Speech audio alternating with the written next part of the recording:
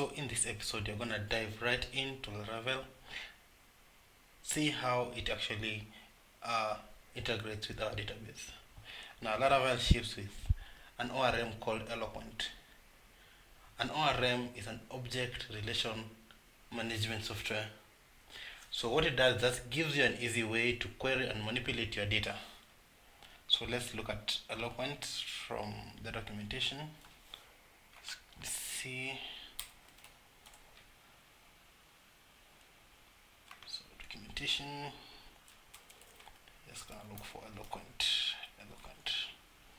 So here we have eloquent. It's getting started. Okay. So we're just gonna follow the steps here, but instead of maybe using the user model, we're just gonna use our own, which you're gonna call movie. That. Now you might be wondering why you're calling this movie while the table was called movies. It's actually because Laravel has automatically derived the table name from the plural of your model name. So for example, movie translates to the movies table.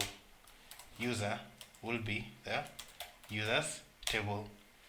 Cow will be the cows table, and so on and so forth.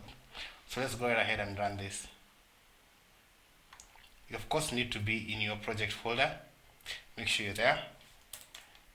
When you do unless you should see further related to Laravel. Okay, so we run it.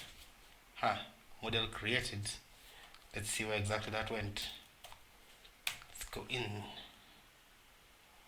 So if you were to navigate, you would see that our model file ended up here. There it is, and that's all it has. So it's in the namespace app. It extends this model, which is basically what provides all the functionality that you're going to be using. Now, to work with Laravel and say for example MySQL database, we must provide the way in which it's going to connect to our database. Now that one usually is found in your .env file. Here it is. This is usually a hidden file. So if you do not see it, for example, if I do an ls, you do not see my env file, but if you do ls -la, then you can see it. It's here. Right, this is your .env file. Okay, so back to my document. So here's where you need to put in your credentials. So you need to put in your DB name. In my case, we put in class Kira. In the username, I have basically the root installation, and basically test password you're just gonna put here. Right. Now, before we go on, we must realize that even though the class was created, the class movie was created, it's not going to be automatically loaded. To make that work, we need to run this command: composer dump autoload. Whenever you create a new class, make sure to run this: composer dump autoload. That's it. So I was waiting for that to go on. I'll be refreshing that.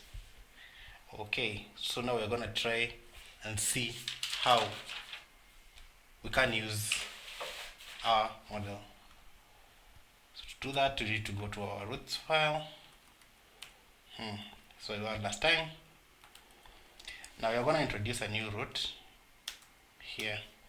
So you're going to call it root.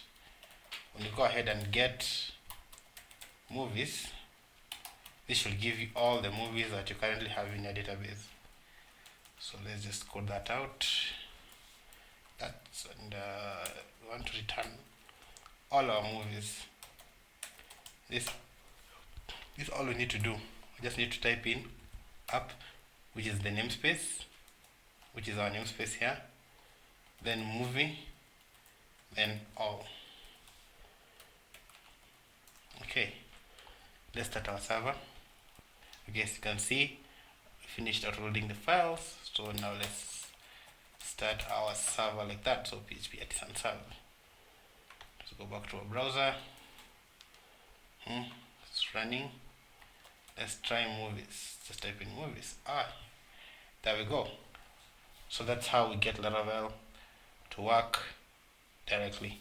Now you can continue seeing there are a lot of methods here on how you can use. You can use where, for example.